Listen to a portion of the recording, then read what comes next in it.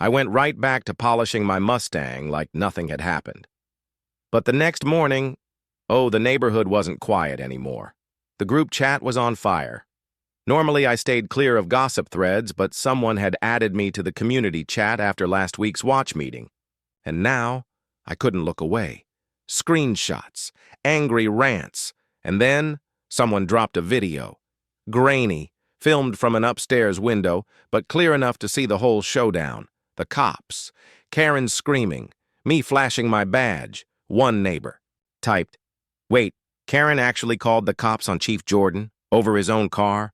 Another wrote, "She really thought that Mustang wasn't his? That's insane." The floodgates opened. People who usually stayed silent suddenly came alive, piling on with stories of Karen's power trips, mailbox colors, lawn fines, even threatening people about Christmas lights. But what caught my attention wasn't the chatter, it was the petition. A formal HOA request for an emergency board meeting, the allegations, discrimination, abuse of power. Against President Karen Wilshire. Karen tried damage control. She blasted out a long email to the whole neighborhood. "I acted in the interest of our community. Chief Jordan's presence was misunderstood." Misunderstood? My ass. 3 hours later, the HOA chair, Mr. Langley, replied with a single line that shook the entire chat. "A special meeting is scheduled for tomorrow evening. Attendance is strongly encouraged." By sunset, flyers were taped to every mailbox. It was official. The next day, I walked into the HOA clubhouse, and the tension inside hit me like a wall. Every seat was filled, eyes sharp, voices hushed. Karen sat front and center, her pastel pantsuit freshly pressed, but her face pale and drawn tight. Brent was beside her, but for once his cap was turned forward, and he wasn't smirking. He was silent. Langley stepped up to the podium. His voice boomed. "Tonight's agenda concerns a complaint filed by our HOA president and the fallout that followed." Murmurs rippled through the crowd. Karen jumped to her feet, her voice shrill. "I acted on instinct. My son felt threatened. We didn't know he was the chief. He looked like just another show-off." Gasps filled the room. "Just another what?" "Karen?" someone shouted. Langley raised a hand. "Let's remain civil." I stood slowly, wearing nothing but a plain shirt and slacks. No badge, no uniform, no theatrics. My voice was steady. "I didn't come here to stir the pot," I said. "But when someone calls the police on me because of what I look like or what I drive, it's not just personal. It's policy." The room went still. Karen shifted uncomfortably. Brent sank lower in his chair. I looked around at my neighbors. "I'm not just the guy with the Mustang. I'm your neighbor, and I'm also the person responsible for keeping this whole city safe. I came here for peace, just like all of you." Silence. Heavy, powerful silence. Langley cleared his throat. "We'll vote on Karen's position tomorrow." Meeting adjourned. As people filed out, a few neighbors clapped me on the shoulder. One whispered, "About time someone stood up to her." I didn't smile. Not yet, because tomorrow was the reckoning. The next evening, the clubhouse was overflowing, packed tighter than the day of the Halloween chili cook-off. And that was saying something. This time, I didn't come in quietly. I came in full-dress uniform, navy blue, silver insignia gleaming, polished shoes catching the light. Not to show off, but to remind everyone exactly who Karen had tried to weaponize the police against. When I walked through the door, every head turned. Karen sat in the front row, stiff as a statue, her lips pressed so tight they were white. A clipboard trembled in her lap. Beside her, Brent slouched, eyes fixed on the floor. His cap was gone, tucked away like a white flag of surrender. Langley tapped the mic. "We're here to conclude last night's hearing. We've reviewed footage, statements, and community feedback." Karen shot up from her chair, her voice desperate. "I didn't mean for things to go that far. My son was just showing interest in the vehicle. We were alarmed, that's all." A voice from the back cut through her plea. "Alarmed," That a black man owned a classic car? The room erupted. Karen's face turned crimson. I object to that implication, she snapped. I stepped to the podium, folder in hand. No need to object. Let's stick to facts. I opened the folder. This isn't just about my car. This is about years of selective complaints, unfair fines, and a culture of fear under one person's so-called leadership. Karen tried to cut in. They're exaggerating. They have receipts, I interrupted, holding up printed copies of HOA letters, fines, and emails. 6 residents, different backgrounds, same story. Harassment over garden gnomes, lawn edges, even holiday decorations. I've got the documentation right here, Langley sighed, shoulders heavy. The board has heard enough. We'll vote now. Hands rose across the room, one by one. Not a single hand went up for Karen, not even Brent's. Effective immediately, Langley announced. Karen Wilshire is removed from the HOA presidency and suspended from board duties. Karen sat frozen, pale, lips trembling. Finally, she rose on shaky legs. This is my community. I built this neighborhood. From the crowd, a neighbor muttered, No, Karen, you just poisoned it. She didn't answer. She just grabbed Brent's arm and walked out the back. Her heels clicked against the tile like a slow funeral march. Afterward, neighbors lined up to shake my hand. One grinned. Chief, can I ask you something? Go ahead, I said. He nodded toward the Mustang outside. You ever think of running for HOA president? I laughed for the first time all week. Nah, I'm more of a Mustang guy. I tossed him the keys, and to the audience I'll say this. If you loved watching Karen get humbled and her son finally shut down, smash that like button, drop a comment with your favorite moment, and don't forget to subscribe. Because next time, who knows? Maybe Karen tries to steal a tank, and guess what? I'll still be the one holding the badge. It all began on a Saturday morning that felt almost too peaceful.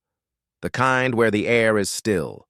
Birds are singing their little songs, and the only other sound is the low hum of my coffee maker inside. Out in the driveway, I had my pride and joy parked under the sun. My '68 Mustang. Midnight black, polished chrome that caught the light like fire, and an engine that purred like a wildcat. I'd rebuilt it piece by piece over the years, and waxing it had become my weekend ritual. It wasn't just a car, it was a part of me. That's when he showed up. A lanky teenager strutted down the sidewalk like he owned every square inch of it.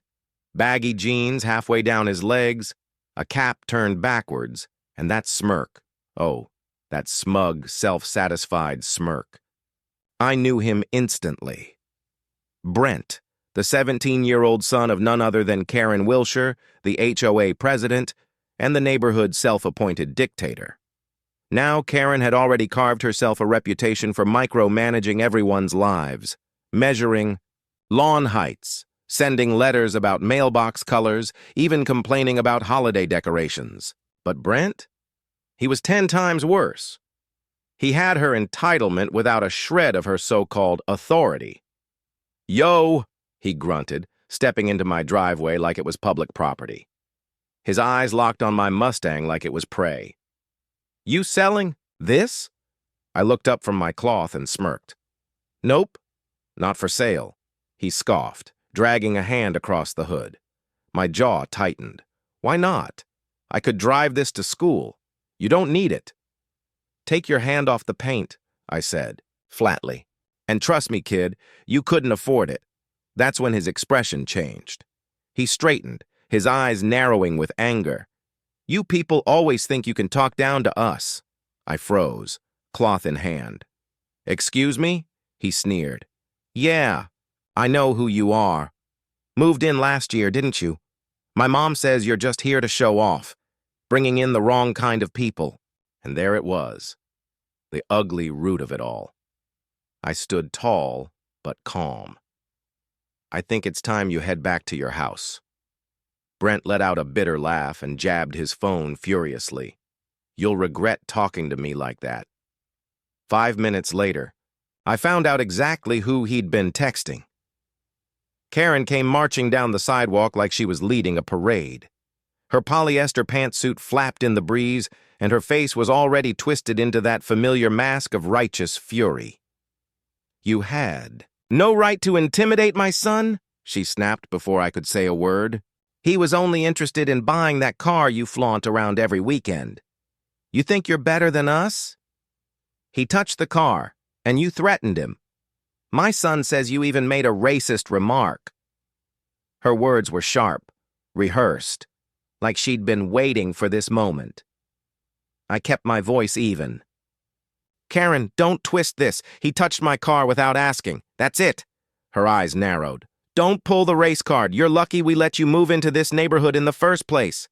That one hit like a slap, but I didn't flinch. Instead, she whipped out her phone and dialed, loud enough for the whole street to hear. "Yes, I'd like to report a disturbance. Possible threat. Yes, that's the address." I didn't bother interrupting. I just crossed my arms and leaned against the Mustang, letting her dig her own hole. This was about to get very interesting. Karen paced in my driveway like she owned the concrete, snapping into her phone like she was ordering a missile strike. Brent stood behind her, arms folded, wearing that same smug grin as if the war was already won, but the look on his face was about to change. Within minutes, a black and white cruiser pulled up. 2 officers stepped out, Mitchell and Gomez. Good guys. I knew them well. The funny part? They didn't know me. Yet. Karen wasted no time. "Officers!" she practically screamed. "That man threatened my son, verbally assaulted us. He's refusing to leave our community. He doesn't even belong here." Mitchell squinted at me, already looking unsure. "And that car," Karen went on, pointing like it was the devil itself. "It's loud, disruptive, always disturbing the peace, and now he's intimidating my family with it." Brent jumped in, voice dripping with fake innocence. "Yeah, he told me I wasn't even worthy to touch it." "Worthy?" I chuckled, finally stepping away from the car. "Kid, I told you not to put your greasy hand on the hood before you scratch the paint." Karen gasped, clutching her pearls like I'd just drawn a weapon. "See? Aggression! He just admitted it!" Mitchell walked closer, careful. "Sir, we got a complaint. Mind if we ask a few questions?" I smiled and reached for my back pocket. "Actually, let me save you the trouble." I pulled out my badge and ID. Both officers froze. Gomez stepped forward, scanning it. His eyes widened instantly. "Chief Jordan?" Karen blinked. "Chief... what?" Mitchell cleared his throat. "Ma'am, this is Chief Marcus Jordan. He's the head of our department." It was like watching a sandcastle crumble under a wave. Karen's entire face collapsed, her mouth opening and closing like a fish. Brent's smirk disappeared, replaced by a muttered curse as he backed away. I tilted, my head smiling politely. "Still want to press charges, Karen?" she stammered. I didn't know. You should have said something." "Didn't think I needed to," I said calmly. "This is my home, just like yours." Gomez stepped in, his voice firm. "There's no crime here. Let's all keep the peace." Karen nodded stiffly, lips trembling, while Brent looked like he wished the asphalt would swallow him whole. The officers headed back to their cruiser, and Gomez gave me a subtle thumbs up on the way. Karen and Brent slunk away down the sidewalk, their pride dragging behind them like a busted shopping cart. And me? I just leaned back against my Mustang, cloth in hand, and smiled.